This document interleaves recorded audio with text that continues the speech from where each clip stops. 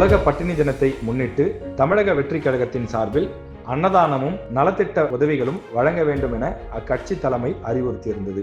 அக்கட்சியின் தலைமையின் அறிவிப்பை ஏற்று தமிழகத்தின் பல்வேறு பகுதிகளில் தமிழக வெற்றிக் கழகத்தின் நிர்வாகிகள் அவர்கள் பகுதியிலே அன்னதானமும் நலத்திட்ட உதவிகளும் வழங்கியிருந்தார்கள்.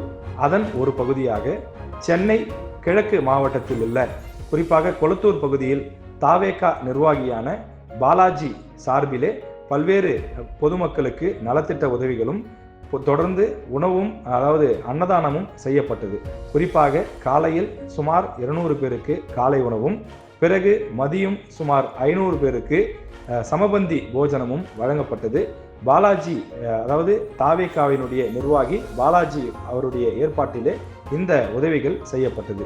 இதே போல தமிழகத்தின் பல்வேறு இடங்களிலும் அக்கட்சியினுடைய மாவட்ட செயலாளர்கள், மாவட்டத்தின் முக்கிய பொறுப்பில் இருக்கக்கூடியவர்கள், மாநிலத்தின் முக்கிய பொறுப்பில் இருக்கக்கூடியவர்கள் என பலரும் தங்கள் பகுதியில் இது போன்ற அன்னதானமும் நலத்திட்ட உதவிகளும் செய்து வைத்தார்கள். உலக பட்டினி தினத்தை எதற்காக இது போன்ற ஒரு அறிவிப்பை வெளியிட்டார்கள் என்றால், பல்வேறு நாடுகளில் உணவு பற்றாக்குறை, ஊட்டச்சத்து பற்றாக்குறை என்பது இருக்கின்றது.